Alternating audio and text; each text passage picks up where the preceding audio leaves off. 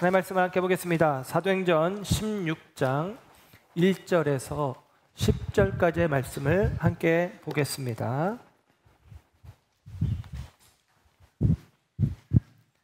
하나님의 말씀 사도행전 16장 1절에서 10절의 말씀 합독합니다. 시작.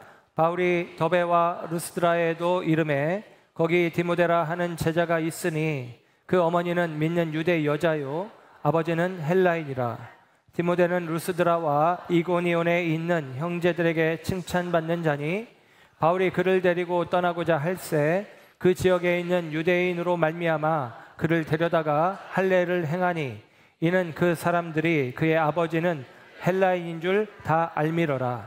여러 성으로 다녀갈 때에 예루살렘에 있는 사도와 장로들이 작정한 규례를 그들에게 주어 지키게 하니 이에 여러 교회가 믿음이 더 굳건해지고 수가 날마다 늘어가니라. 성령이 아시아에서 말씀을 전하지 못하게 하시거늘 그들이 부르기아와 갈라디아 땅으로 다녀가 무시아 앞에 이르러 비두니아로 가고자 애쓰되 예수의 영이 허락하지 아니하시는지라. 무시아를 지나 드로아로 내려갔는데 밤에 환상이 바울에게 보이니 마게도냐 사람 하나가 서서 그에게 청하여 이르되 마게도냐로 건너와서 우리를 도우라 하거늘 바울이 그 환상을 보았을 때 우리가 곧 마게도냐로 떠나기를 힘쓰니 이는 하나님이 저 사람들에게 복음을 전하라고 우리를 부르신 줄로 인정함이러라. 아멘. 아멘. 할렐루야. 이 아침에 하나님의 사랑하심과 은혜가 저와 여러분 가운데 함께하는 줄 믿습니다. 오늘은 사도행전 16장 1절에서 10절의 말씀을 중심으로 부르신 곳으로 라는 제목으로 말씀을 전합니다. 1차 전도여행 후에 바울은 이제 예루살렘에 와서 할례 문제를 해결하고 그리고 안디옥 교회로 가서 바나바와 함께 두 번째 전도 여행을 떠나기로 결정합니다. 그리고 그 두 번째 전도 여행은 첫 번째 전도 여행, 1차 전도 여행 때에 그 복음 전했던 곳, 그리고 믿는 자들이 생기고 교회가 생겼던 곳에 가서 그들의 믿음을 더 견고하게 하자라는 목적이었습니다. 그런데 우리가 지난 시간에 살펴본 것처럼 마가를 데려가는 문제로 말미암아 바울은 바나바와 다투게 되었고 서로 갈라서게 됩니다. 그래서 바나바는 예루살렘에 내려가서 마가를 데리고 구브로로 갔고, 그리고 바울은 신라와 함께 육로를 통해서 수리아에서 북쪽 지역으로, 그리고 길리기아, 그리고 더 나아가서 갈라디아 지역에 있는 1차 전도여행 때 주 사역지였던 터키, 튀르키예의 중앙부에 해당하는 지역에 가서 복음을 전하게 되어집니다. 그리고 오늘 본문의 이야기 속에서는 그렇게 이제 2차 전도여행의 여정 속에 1차 전도여행 때 복음 전했던 곳에서 있었던 이야기들을 오늘 본문 1절에서 5절까지 기록을 해주고 있는데요. 오늘 16장 1절의 말씀을 보면 바울이 더베와 루스드라에 이르렀다라고 이야기합니다. 여러분, 이제 육로로 가니까 그 예전에는 이 터키 남부 지역에서 타우루스 산맥을 넘어서 비시디아, 안디옥, 이고니온, 루스드라, 더베 이 순서대로 복음을 전했다면 육로로 반대편으로 갔기 때문에 더베, 루스드라, 이고니온, 비시디아, 안디옥 이렇게 거꾸로 이제 순서가 정해집니다. 그래서 더베를 지나 루스드라에 갔는데 이 루스드라는 굉장히 이 전도지 가운데 의미가 있던 지역입니다. 이 루스디아는 사도행전 14장 8절에 보면 나면서부터 걷지 못했던 사람이 있었는데 바울이 말씀을 전할 때에 그가 일어나 걷습니다. 기적을 경험하는 것이죠. 그랬더니 루스드라 성사람들이 다 놀라가지고 바나바를 향해서는 제우스다, 바울을 향해서는 헤르메스다 그러면서 그리스 신들의 이름을 언급합니다. 그러면서 바울과 바나바에게 경배하려고 할 때 아니다, 우리도 성정이 너희와 같다 그러면서 경배하지 못하게 하면서 뭐라고 이야기하냐면 너희들 가운데 이 일이 일어난 것은 예수 그리스도의 이름으로 말미암음이다 라는 것입니다. 예수 복음을 전합니다. 그래서 루스드라 성에 큰 기쁨이 있었어요. 그런데 문제는 전에 전했던 이고니온에서 유대인들이 찾아와서 바울과 바나바를 모함하는 것입니다. 이 루스드라 성은 작은 성인데 이 성에도 유대인들이 있었는데 그들이 이 유대인들이 와서 바울과 바나바에 대해서 예수 복음을 전하는 것에 대해서 부정적인 이야기를 할 때 이 루스드라 성 사람들 가운데 큰 소란이 일어나고 바울을 향해서 돌을 던집니다. 돌팔매질을 해서 바울이 죽은 줄 알았어요. 그래서 바울을 성 밖으로 내다 던져버렸죠. 근데 바울이 죽지 않았어요. 살아납니다. 그래서 툴툴 털고 일어나서 성 안으로 가요. 툴툴 털었다고 이야기했지만 사실은 온몸이 상처투성이, 피투성이가 되었겠죠. 그 몸으로 다시 루스드라 성에 가서 복음을 전합니다. 여러분, 그 성에서 다시 들어가, 그 성 루스드라로 다시 들어가 복음을 전하는 과정 가운데 저는 그 성에 믿는 자들이 생겼다고 분명하게 추측해 볼 수 있다라는 사실입니다. 그리고 오늘 2차 전도 여행을 통해서 바울은 루스드라로 다시 갔다라고 1절에 이야기를 해요. 여러분, 이 2차 전도 여행 때 이 루스드라에는 바울에 대한 대적자들이 없느냐? 그렇지 않습니다. 여전히 바울을 죽일 수 있는 능력을 가진 사람들이 있습니다. 그럼에도 불구하고 바울은 죽음을 두려워하지 않고 그 루스드라 성으로 다시 나아갑니다. 전에 돌에 맞아서 쓰러졌다가 그럼에도 불구하고 다시 루스드라 성으로 들어갔던 것처럼 지금 바울은 2차 전도 여행 때 다시 이 루스드라 성으로 들어가고 있다는 것이죠. 어떻게 그것이 가능합니까? 죽음을 두려워하지 않고 나아가는 이 걸음이 어떻게 바울에게 가능합니까? 그것은 우리를 영원한 죽음에서 우리를 불러내신 주님의 은혜가 있기 때문입니다. 그냥 일시적인 육신의 죽음이 아닌 영원한 죽음에서 우리를 구원해 주신 그 하나님의 은혜를 알기에 바울은 자신의 생명을 아끼지 않고 다시 한번 이 루스드라 성으로 나아가는 걸음을 걸을 수 있었다라는 사실입니다. 그리고 오늘 성경은 이 루스드라 성에서 한 사람을 만나게 되어지는데 디모데라고 하는 제자라고 1절에 이야기해요. 디모데를 만나게 되었다라는 것입니다. 그리고 이 디모데와 함께 3절의 말씀을 보면 이 전도팀에 디모데가 합류해서 바울과 함께 동행하게 되어집니다. 여러분, 이 디모데는 성경 말씀을 보면 오늘 본문 1절의 하반절에는 그의 어머니는 믿는 유대 여자고 아버지는 헬라인이다 라고 이야기해요. 디모데는 그 어머니가 유니게입니다. 디모데 서신을 보면 유니게라는 어머니, 그리고 외할머니가 있어요. 로이스라는 외할머니입니다. 그리고 디모데 후서 3장 15절에는 성경이 이렇게 기록을 합니다. 또 어려서부터 성경을 알았나니 성경은 능히 너로 하여금 그리스도 예수 안에 있는 믿음으로 말미암아 구원에 이르는 지혜가 있게 하느니라. 아멘. 디모데는 어려서부터 성경을 알았대요. 그 이유가 뭘까요? 어머니가 유대인이니까 유대인 어머니 유니게가 성경을 알려준 것이고 그 외할머니 로이스가 성경을 알려준 것입니다. 그 어머니나 그 외할머니나 아마도 과부인 것 같아요. 일찍 과부가 된 것 같아요. 그런데 아이를 믿음으로 양육을 했던 것입니다. 어려서부터 성경을 읽게 했고 가르쳤고. 그런데 여러분, 이 성경이 예수님을 믿는 믿음을 갖게 했다는 거예요. 그런데 여러분, 성경은 이 당시의 성경은 구약 성경입니다. 신약 성경이 아니에요. 복음서가 없어요. 그런데도 불구하고 이 성경에서 예수님을 믿는 믿음이 나타나는 것은 구약 성경은 여러분 하나님의 계시, 예수 그리스도를 가리키는 하나님의 약속의 책이에요. 그가 오실 것이다. 그리고 바울은 루스드라 성에 가서 복음을 전합니다. 그가 오셨다. 예수가 하나님의 아들이시다. 예수가 메시아다. 예수가 구원자다라는 사실이죠. 그리고 바울의 그 행동, 돌에 맞아 죽은 줄 알고 성 밖으로 내쳤음에도 불구하고 다시 한번 죽음을 각오하고 그 피투성이 된 몸으로, 상처투성의 몸으로 다시 루스드라 성 안으로 들어와서 복음을, 예수 복음을 전하는 모습을 보며 저는 분명히 그 순간 디모데가 예수님을 영접했다고 여겨집니다. 그리고 예수 그리스도에 대한 복음 안에서 자라가던 디모데가 2차 전도여행 때 바울이 왔을 때 그는 오늘 성경의 표현으로는 이 디모데는 제자라는 거예요. 예수님의 제자로서. 그리고 2절에는 어떻게 표현하느냐?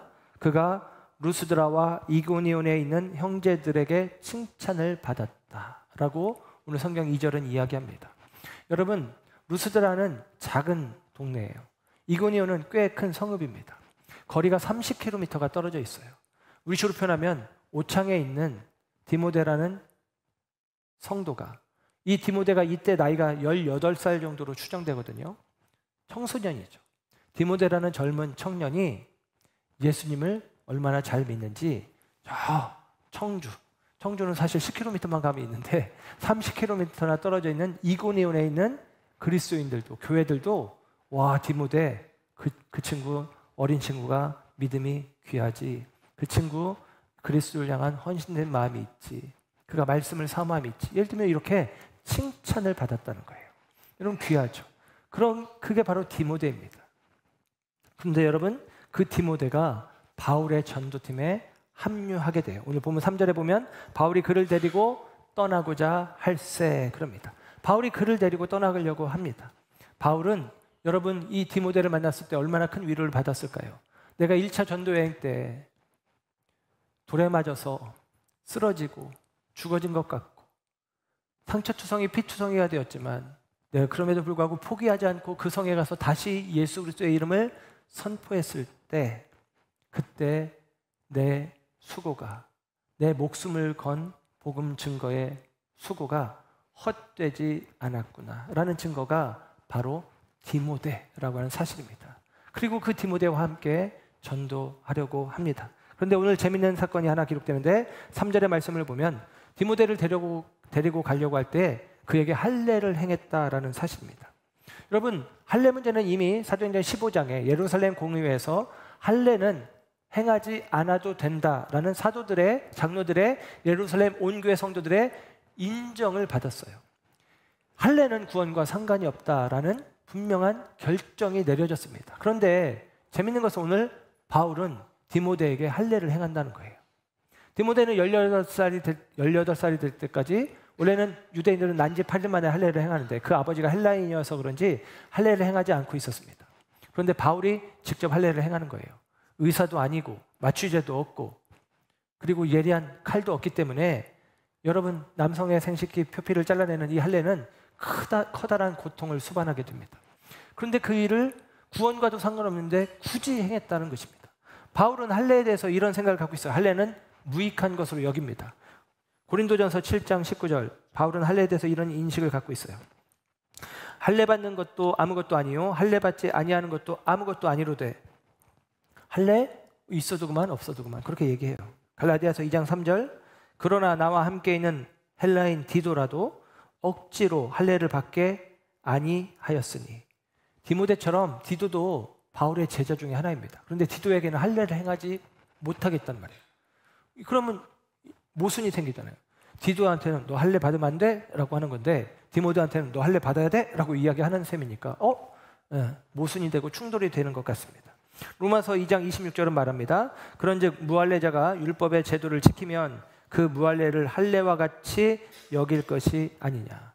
율법으로 구원받는 게 아니고 은혜로 구원받는데, 믿음으로 구원받는데 율법 지켰다고 자랑하면 마치도 무할례자가 나 할례 받았어, 나 할례 받았으니까 자격이 생겼어 하는 것과 같지 않느냐. 아니다라는 거죠. 구원의 자격이, 구원의 조건이 되지 않는다라고 분명하게 이야기합니다. 그러니까 여러분, 바울은 할례를 그닥 가치 없는 것으로 여기고 있는 거예요. 구원과 아무 상관없는 것으로 여기고 실제로 예루살렘 교회에 가서 항변하고 그리고 사람들에게 설득하고 그리고 그 논의 과정을 통해서 할례는 안 받아도 돼라고 결정을 했단 말이에요. 그러면 굳이 디모데에게 할례를 행할 필요가 없죠. 더군다나 나이가 18살이나 되었는데. 그런데 할례를 행합니다. 그 이유를 3절 끝에 이렇게 이야기해요. 이는 그 사람들이 그의 아버지는 헬라인인 줄 다 알미러라 그럽니다. 디모데의 아버지가 헬라인이라는 거예요. 그렇기 때문에, 이방인이기 때문에 여러분, 디모데가 복음을 전하는 과정 속에 이제 바울의 계획 속에서는 이제 이고니온, 그리고 비시디 안디옥 등등, 그리고 그가 더 나아가려고 했던 곳은 유대인들이 늘 어디나 흩어진 유대인들이 있는 거예요.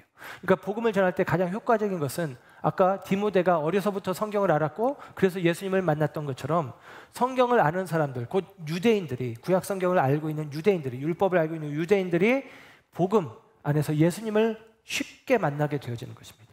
그래서 언제든지 순서가 유대인들에게 복음을 전하고 그 다음에 이방인들에게 복음을 전하는데, 바울은 지금도 여전히 이방 땅에서 복음을 전하지만 유대인 공동체를 중심으로 복음을 전하길 원하는 거예요.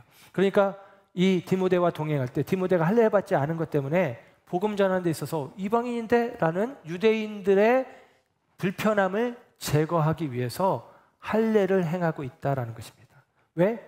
복음을 전하기 위해서는 걸림이 되는 것들은 제거하는 거예요. 예를 들면 정확하진 않지만 술, 담배의 문제는 구원과 상관이 없잖아요. 그런데 한국 교회 안에서는 술, 담배가 금기시 되어 왔습니다. 그래서 한국 교회 안에서 복음을 전하기 위해서는 술, 담배를 안 하는 게 훨씬 효과적이에요. 여러분, 제가 만약에 술, 담배를 하면서 복음을 전하고 그러면 여러분들 불편하게 여길 거 아니에요. 그리고 제가 술, 담배를 한들 그것이 구원을 못 받는 이유입니까? 절대 아닙니다. 그럼에도 불구하고 복음을 더 효과적으로 전하기 위해서 바울은 굉장히 유연한 태도를 갖고 있어요. 할례 받지 않아도 돼, 이방인들에게 할례 행하지 않아도 구원이 있어 라고 선언하지만 유대인들에게 예수 그리스도를 전하는 데 있어서 더 효과적으로 전하기 위해서 디모데, 너 할례를 행하자. 그게 우리가 앞으로 복음 전하면서 유대인들에게도 복음을 전해야 되는데 그게 훨씬 유리하지 않겠니? 효과적이지 않겠니? 사람들이 거리낌 없이 우리를 받아들이지 않겠니? 하면서 그 할례를 행하고 있다는 사실입니다. 여러분, 복음에 대하여, 말씀에 대하여, 구원에 대하여 단호한, 내가 전한 복음 외에 다른 복음은 없다라고 바울이 단호하게 이야기하고 있지만 복음을 전하는 방법들에 있어서는 바울이 굉장히 유연한 태도를 취하고 있다는 사실을 다시 한번 기억해 주시기를 바랍니다. 그리고 바울은 이 과정 속에서 이 1차 전도여행 때 다녔던 교회들을 다니며 복음을 통해서 다시 그 교회를 견고하게 합니다. 오늘 본문 5절의 말씀을 보면 이에 여러 교회가 믿음이 더 굳건해지고 수가 날마다 늘어가니라. 바울이 이 2차 전도여행을 하려고 했던 목적이 이거였거든요. 이게 성취되었다는 거예요. 그리고 나서 바울은 이 2차 전도여행을 조금 더 확장해서 그는 그의 여정을 터키의 서쪽인 소아시아 지역으로 가려고 합니다. 오늘 본문 6절의 말씀인데요. 지도를 보시면 확인이 되어지는데요. 성령이 아시아에서 말씀을 전하지 못하게 하시거늘 그들이 부르기아와 갈라디아 땅으로 다녀가 무시아 앞에 이르러 비두니아로 가고자 애쓰되 예수의 영이 허락하지 아니하시는지라. 6절 7절을 읽어드렸는데 지도를 보시면 수리아 안디옥에서 출발해서 길리기아 다소 땅으로, 그리고 1차 전도여행의 여행지였던 더베, 루스드라, 이고니온, 그리고 비시디아 안디옥, 이 1차 전도여행의 그 선교지들을 방문을 합니다. 그리고 5절의 말씀처럼 그 교회의 믿음을 더 굳건히 하고 믿는 자의 수가 더 늘어나는 일들이 있었어요. 그리고 바울의 계획은 소아시아 지역, 그러니까 우리가 생각하는 아시아 대륙이 아니라 그 당시 2000년 전에 아시아 지역은 터키 서쪽 지역이에요. 거기를 아시아 지역이라고 합니다. 그리고 거기에는 에베소를 비롯한 큰 도시들이 있었어요. 그래서 큰 도시들이 있었기 때문에 거기에는 사람들이 많았고 거기에 가서 복음을 전해야 되겠다라고 바울이 생각했고 계획했습니다. 그런데 오늘 성경에서는 6절에 성령이 아시아에서 말씀을 전하려고 하는 것을 못하게 했다는 거예요. 그래서 바울은 하는 수 없이 부르기아와 갈라디아 땅을 지나서 무시아로 갔다는 것입니다. 그래서 그 다음 지도를 보시면 이렇게 표현하는데 그 무시아 지역은 아시아 지역의 북쪽 지역이에요. 터키의 북동쪽에 북서쪽에 해당하는데요. 이 무시아 지역에 가서 그가 생각하기를 터키의 북쪽인 비두니아, 본도 이 지역으로 가려고 하는 거예요. 그러니까 여러분이 볼 때는 예를 들면 이렇게 한 바퀴 돌아서 다시 수리아 안디옥으로 돌아가려고, 이렇게 한 바퀴 뺑 돌아가려고 한 거예요. 그러니까 원래는 에베소 지역에 있는 아시아 지역으로 가려고 했는데 그게 뭐 정치적인 문제인지 건강의 문제인지 성령이 그것을 막으셨다고 표현을 해요. 그래서 성령이 막으시네, 안 되네, 여의치 않네, 그럼 북쪽으로 뺑 돌아서 한 바퀴 돌아서 가야 되겠다라고 생각을 했는데 그때 다시 한번 주님이 허락지 않으신 거죠. 비두니아로 가려고 애썼지만 예수의 영이 허락하지 아니하시는지다. 6절에 성령, 7절에 예수의 영, 나중에 10절에 하나님, 성부, 성자, 성령, 삼위 하나님이 바울의 여정 속에 함께 하십니다. 그러면서 바울의 길을 주님이 바꿔버리시네요. 바울이 원했던 것은 아시아로 가기를 원했지만 그리 못 갔고, 비두니아로 가기를 원했지만 그리 못 갔고, 하나님께서는 그를 다른 길로 이끌어 주셨다라고 이야기를 하고 있어요. 그래서 결국 예수의 영이 허락지 아니하심으로 말미암아 바울은 자기가 원했던 길을 서남쪽으로 가는 길도 북쪽으로 가는 길도 막혀져서 북서쪽 그 무시아 지역에서 결국은 드로아 지역으로, 드로아라는 터키 서쪽 끝에 있는 항구 도시로 가고 거기에서 환상을 보게 됩니다. 오늘 본문 가운데 보면 이제 9절에 나오는 이야기인데요. 여러분 보세요. 바울은 지금 자기 이익을 원하는 길을 가는 게 아니잖아요. 바울은 분명히 복음을 전하기 원했고 자기 일을 위해서 길을 선택한 게 아니라 어떻게 하면 복음을 효과적으로 전할까라고 생각하며 아시아로 가면 좋겠다, 비두니아로 가면 좋겠다라고 바울이 생각을 했습니다. 그렇다면 하나님께서 그 생각을 지지해 주시면 좋은데 오늘 성령 혹은 예수님의 영, 그것은 하나님께서 바울이 가는 그 길을 허락지 않았다 혹은 못하게 하였다라고 성경은 기록해 주고 있다라는 사실이죠.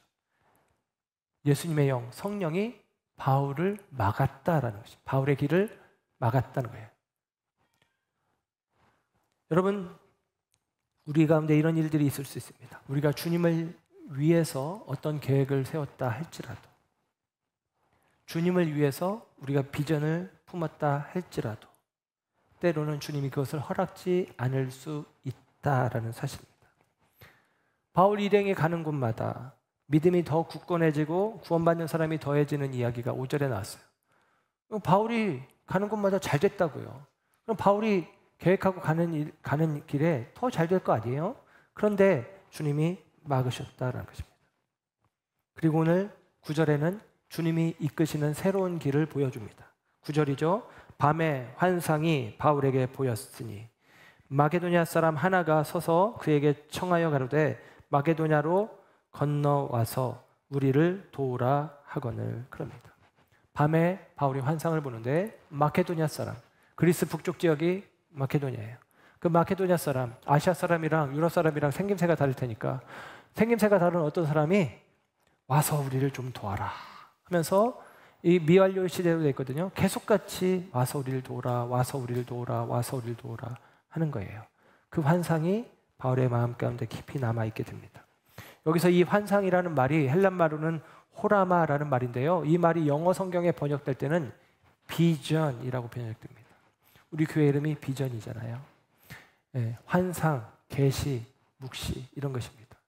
이 호라마라고 하는 말이 성경에 12번 정도 나오는데 그 가운데 마태복음 17장 9절에는 그 번역이 본 것이라는 번역으로 돼요. 그러니까 환상이라고 번역되는 게 아니라 본 것. 그러니까 변화산상에서 예수님의 모습이 흰 천사의 모습처럼 광명으로 변화된 모습. 그것을 본 것이라고, 너희가 본 것이라고 이야기합니다. 그것을 알리지 말라고 하는데요. 무슨 얘기냐면 비전이라고 하는 것은 하나님께서 우리 가운데 보여주신 것을 이야기하는 것입니다. 우리는 비전을 내가 생각하고 내가 꿈꾸고 내가 바라는 것, 이것을 우리의 비전이라고 생각하는 경우들이 있는데 성경에서는 그 비전이 철저하게 수동태적인 의미를 갖고 있어요. 우리에게 보여진 것, 하나님이 보여주신 것, 하나님이 우리로 하여금 꿈꾸게 하시는 것, 이것을 향하여 나아감이 우리 가운데 필요하다라고 하는 사실입니다. 바울은 자신의 비전, 자신의 계획, 자신의 방향으로 나아가려고 하지 않고 주님이 보여주신 대로, 그가 주님이 보게 하신 바 그것을 본 그대로 바울은 드로아로 나아가서 이제 배를 타고 네아폴리로, 그리고 빌립보 성으로, 우리가 알고 있는 마케도냐로 나아가는 일들을 하게 되어진다라는 사실입니다. 여러분, 여기서 우리는 생각해 볼 수 있습니다. 하나님은 우리의 뜻과 다른 뜻을, 우리의 계획과 다른 계획을 가지고 있는 경우들이 있어요. 그런데 이것은 우리에게 오히려 은혜입니다. 하나님의 계획은 언제나 놀랍고 하나님의 계획은 우리의 계획보다 언제나 선하시기 때문입니다. 에베소서 3장 20절에는 이런 말씀을 바울이 기록합니다. 우리 가운데서 역사하시는 능력대로 우리가 구하거나 생각하는 모든 것에 더 넘치도록 능히 하실 이라는 하나님은 우리가 구하거나 생각하는 것보다 더 넘치게 하실 능력이 있는 분이라고 하는 것입니다. 그 하나님을 믿으시기 바랍니다. 우리 비전교회가 청주 소곡동에서 개척을 하고 2006년에 오창에 이제 이사를 해와서 상가 25평, 3층에 25평 조그만 상가를 얻어서 예배를 드렸습니다. 예배를 드리는데 성도님들 몇 분이 이제 함께 참여하게 되고 비전교회가 이제 부흥하는 과정 가운데 성도님들이 저도 하지 않은 일들을 어느 날부터 하기 시작하더라고요. 상가 3층에 맨 끝자락에 우리 교회가 있었고 그 바로 옆에 피아노 학원이 있었어요. 예배 드리고 그 안에서 밥 먹고 하려니까 불편하니까 성도님들이 언제부턴가 제가 그렇게 하라고 한 것도 아닌데 옆에 피아노 학원 쪽 벽을 붙들고 기도했습니다. 하나님 주세요 하고 집에 가고 하나님 주세요 하고 하는 거예요. 그래서 저도 성도들의 믿음을 본받아 저도 하나님 주세요 하고 이제 그때부터 기도하기 시작했거든요. 하나님은 우리의 기도에 응답하지 않으셨어요. 옆에 피아노 학원을 달라고 하셨는데 구룡리에 땅도 있고 건물도 있는 교회 건물을 주셨습니다. 하나님이 우리가 기대하지도 못했던 생각지도 못했던 훨씬 더 좋은 것으로 합당한 것으로 우리에게 허락하셨죠. 이곳에 오기 전에도 그냥 일산단의 어느 지역이 좋을까 어느 자리가 좋을까 하고 있었는데 이곳을 보게 하셨고 이곳으로 우리의 걸음을 인도해 주셨습니다. 우리는 한 번도 그렇게 계획한 적이 없지만 우리는 그렇게 구하거나 생각한 적이 없지만 하나님께서 넘치도록 능히 역사하셔서 우리 가운데서 선한 일들을 이루어가시는 줄 경험하게 되어집니다. 여러분 오늘 바울의 생각과 바울의 열심은 그릇되고 잘못되지 않았어요. 아시아로 가야 되겠다. 거기에는 많은 큰 도시들이 있으니까 지극히 합당한 생각입니다. 아시아로 갈 길이 막혀지니 비두니아 본도를 거쳐서 다시 수레아로 가야 되겠다. 가장 합리적인 길입니다. 그런데 그럼에도 불구하고 하나님께서 그 길로 이끄시지 아니하고 전혀 새로운 길로 이끌어 가실 때에 무시아를 지나 드로아로 가게 하는 그 길을 그 하나님의 이끄시는 길을 순종하여 나아가게 됩니다. 그리고 그는 그곳에서 전혀 생각지 않은 귀한 만남을 경험하게 됩니다. 다름 아니라 누가를 만나게 돼요. 오늘 본문 7절의 말씀을 보면 죄송합니다. 6절이네요. 6절의 말씀을 보면 중간에 그런 표현이 나와요. 그들이 부르기아와 갈라디아 땅으로 다녀가. 그들이라는 표현이 나오고요. 10절에 보면 앞부분에 이렇게 나옵니다. 바울이 그 환상을 보았을 때 우리가 곧 마케도냐로 떠나기로 힘쓰니. 여기 지시대명사가 그들 혹은 우리라고 했는데 이 두 표현은 극명한 차이가 있어요. 그들과 우리 사이에는 어떤 차이가 있느냐. 누가라는 사람이 없을 때는 그들, 누가가 있을 때는 우리예요. 왜냐하면 이 사도행전은 누가가 기록을 했습니다. 그러니까 누가가 자기가 포함되지 않았을 때는 그들이 이렇게 했다, 그들이 이렇게 했다라고 표현하는데 누가가 자기가 포함된 이후에는 자기를 포함한 우리라고 표현이 바뀌어집니다. 그러면 여기서 우리는 분명하게 알 수 있는 게 있어요. 이 6절과 10절 사이에 바울은 누가를 만나게 되어진 것입니다. 누가가 바울의 이 전도팀에 합류하게 된 거예요. 그래서 대부분의 사람들의 생각은 드로아에서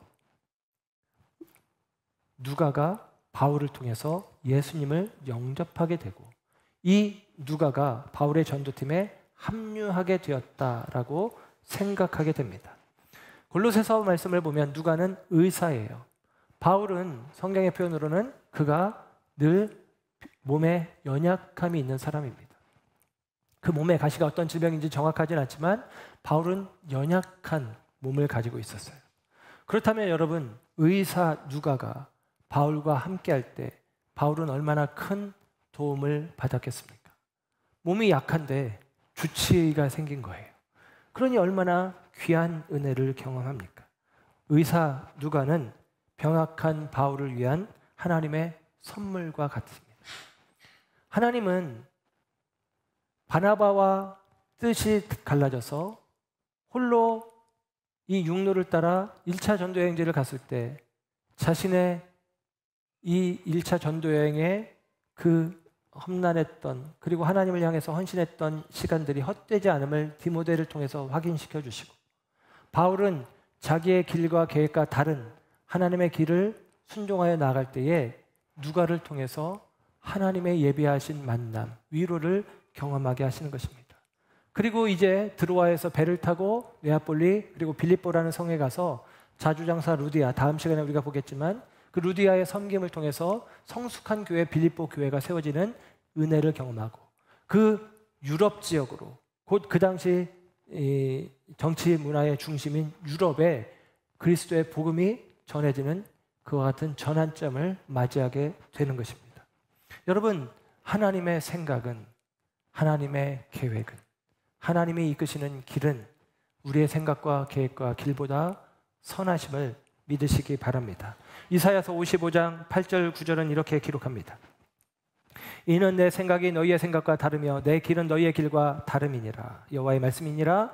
이는 하늘이 땅보다 높음 같이 내 길은 너희의 길보다 높으며 내 생각은 너희의 생각보다 높음이니라. 아멘. 여러분, 우리의 생각과 다른 하나님의 생각이 있을 때, 우리의 방향과 다른 하나님의 방향이 제시되어질 때, 여러분, 더 크고 높으신 하나님의 길을 따라가는 믿음의 결단이 우리 가운데 있기를 축복합니다. 단지 이 과정에서 그냥 하나님이 그러라니까가 아니라, 여러분, 우리가 깊이 생각해 볼 수 있어요. 사실 오늘 말씀 가운데 보면 마케도니아 사람이 와서 우리를 도우라라고 하는 이 환상은 누가 보았느냐? 바울이 보았습니다. 바울 혼자 본 거예요. 9절 말씀에 보면 밤의 환상이 바울에게 보이니. 그래서 마케도니아로 가야 되겠다라고 바울이 생각하는데, 그 바울이 마케도니아로 가려고 할 때에 전도팀 전부가 마케도니아로 가는 결정, 그들에게는 굉장히 위험천만할 수 있고 미지의 길임에도 불구하고 이 전도팀 전체가 마케도니아로 가기로 하는 결정을 함께 내립니다. 오늘 본문 10절인데요. 후반부를 보면 이렇게 기록되죠. 저 사람들에게 복음을 전하라고 우리를 부르신 줄로 인정함이로라. 우리가 인정했다는 거예요. 여기서는 바울을 포함하지만 바울을 제외하고 이야기한다면 처음 함께 전도팀에 합류했던 실라, 그리고 디모데, 그리고 누가, 그들이 바울이 본 환상, 바울만 환상을 본 거예요. 그런데 그 환상의 이야기를 바울에게서 듣고 생각하고 함께 결정하기를, 그래, 이게 하나님의 우리를 향한 뜻과 계획이다 라고 여기고 인정하고 그렇게 나아가기로 결정했다라고 이야기하고 있습니다. 여러분, 환상은 비이성적인 하나님의 역사입니다. 비이성적인 역사가 바울에게 있었어요. 그리고 바울은 자기가 경험한 비이성적인 역사를 동역자들에게 이야기를 했습니다. 그때 동역자들은 이 비이성적인 이야기를 자기들이 인정하고 받아들여요. 그 과정 가운데 무엇이 사용됐을까요? 이성이 사용되는 것입니다. 그들도 환상을 본 게 아니에요. 네가 환상을 봤어? 그럼 우리도 기도를 빡세게 해서 우리도 환상을 보면 같이 가자. 이게 아니에요. 이성적으로 생각하고 판단하고 따져보는 것입니다. 여러분, 우리의 믿음이 그냥 환상을 보여주실 때 그냥 하나님께서 보여주시는 그런 어떤 환상에 입각해서 끌려가는 믿음이 아니에요. 우리는 하나님의 말씀을 우리가 이성적 믿음으로 받아들이는 것입니다. 이 이성 역시도 하나님이 주신 은혜의 선물이에요. 그래서 곰곰이 생각하고 따져보는 것이 중요해요. 여러분, 가끔 신앙이 좋다고 여기는 사람들이 거짓된 예언, 거짓된 환상들의 이야기를 듣고 그 신앙과 인생을 망쳐버리는 경우들이 있잖아요. 그렇게 하면 안 되죠. 이게 정말 사실인지 하나님의 뜻에 부합하는지 성경적인지 확인하는 과정들이 필요합니다. 이 과정 속에 이성적인 믿음을 우리가 발휘할 필요가 있어요.